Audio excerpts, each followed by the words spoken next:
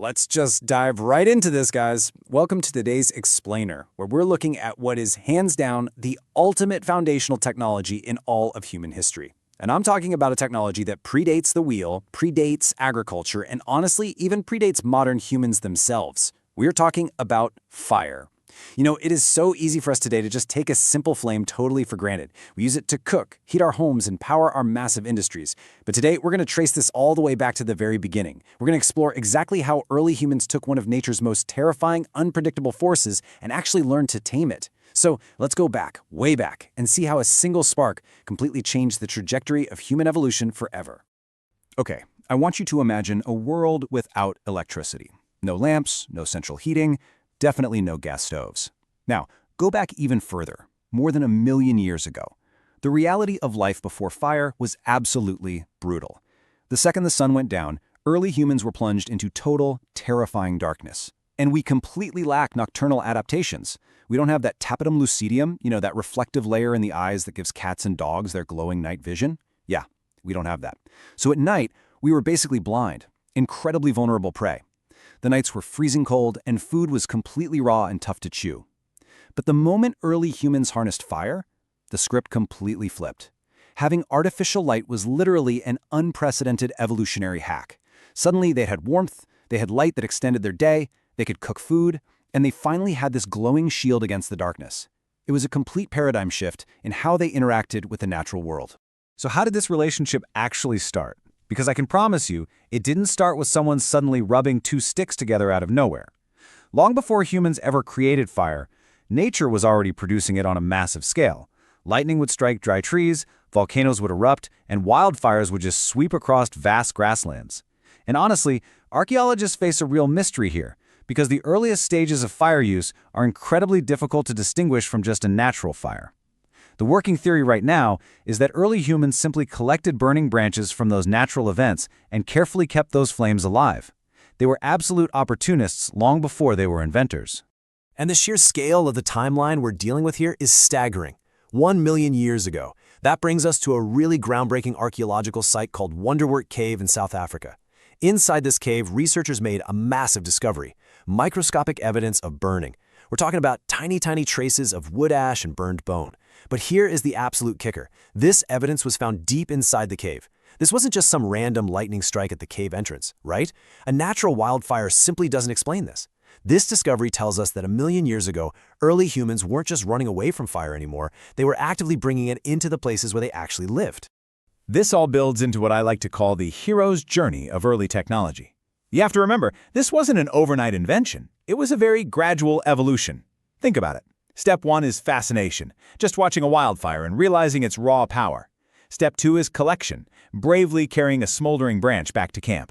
Then Step 3 is preservation, learning that adding dry grass, then some small branches, and then blowing gently on the glowing embers could actually keep the flame from dying out. This step right here, preservation, was likely one of humanity's earliest technological traditions. It was a living, breathing process passed down across countless generations. It was precious knowledge that had to be fed and protected long before we ever reached Step 4, which is actual deliberate production. Now, there is a super vital distinction in the world of archaeology between just using fire and actually making it. Finding burned material at an ancient site proves that something burned, for sure, but it absolutely does not prove that early humans knew how to start that fire on demand. Like we just talked about, they could have easily just been keeping a natural flame alive. Deliberately generating sparks, understanding exactly how to strike the right stones together to create ignition, that is a massive cognitive leap. It's basically the difference between knowing how to drive a car and knowing how to build the engine entirely from scratch. To understand how scientists actually track this leap, we really have to look at the timeline. We go from early estimates of fire use at about 1.5 million years ago down to that solid ash at 1 million, and then it takes us another 600,000 years just to find proof of actual fire-making tools in England. So yeah, innovation moved a little slower back then. The midpoint in this epic journey is roughly 790,000 years ago at a site in Israel called Gesher, Benot, Yaakov, where we start seeing really deliberate spatial patterns of burned seeds and wood. Now, this timeline is constantly shifting as archaeologists unearth new sites, but it perfectly maps out this slow, steady mastery of the element. Think about what this actually meant for day-to-day survival. Fire literally created a portable zone of safety. For most animals, the night is an incredibly dangerous time. But with fire, humans suddenly had this psychological and physical barrier against the incredibly fast, strong predators of the ancient world. The flames literally transformed the night environment. For the very first time in history, early humans could exert partial control over their surroundings after sunset. They weren't just surviving the night anymore, they were claiming it. And this control, it brought a huge cascading list of benefits. Warmth, enlightenment, protection, plus extra time for tool making. But more importantly, this specific technological advantage allowed human populations to do something totally unprecedented: migrate.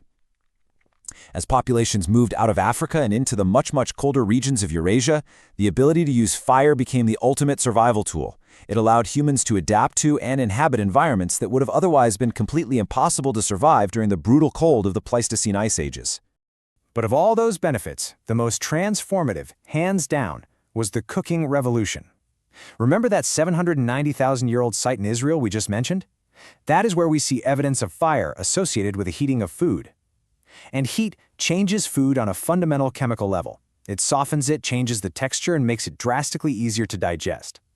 This ties right into what biologists call the Wrangham hypothesis.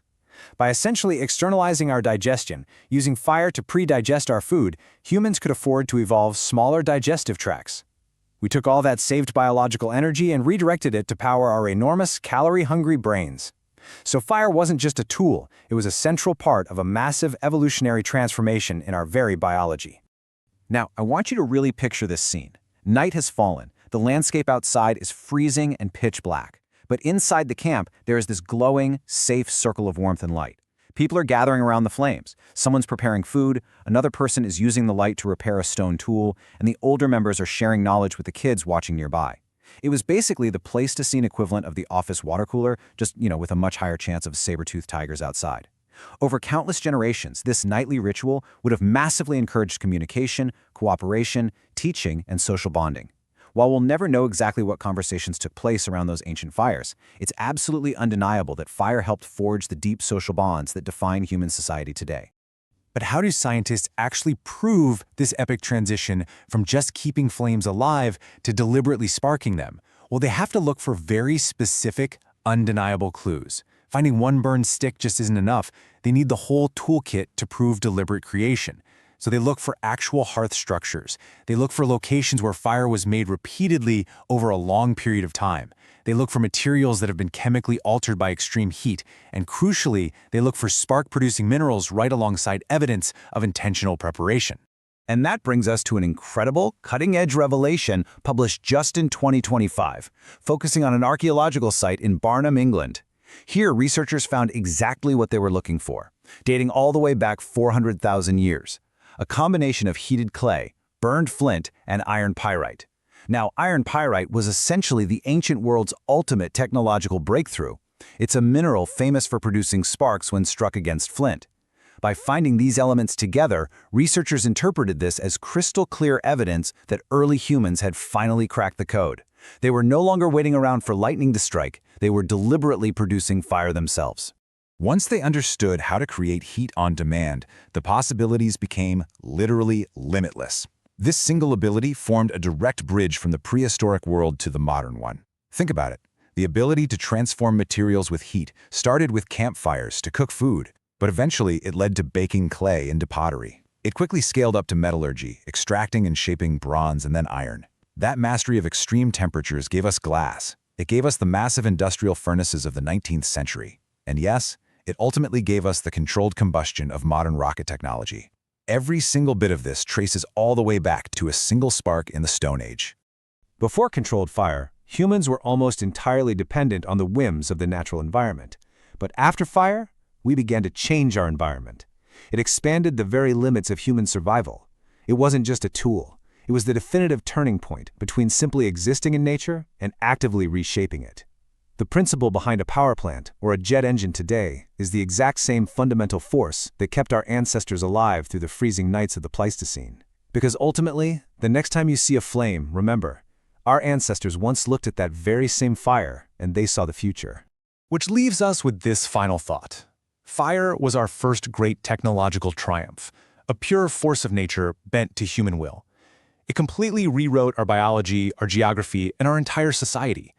But it was really just the beginning. As we look at the incredibly complex, rapidly advancing technologies of our own modern era, from artificial intelligence to genetic engineering, we really have to ask ourselves, are we still just as fascinated and perhaps just as vulnerable as those early humans staring into the flames? How will we choose to use the fire of tomorrow?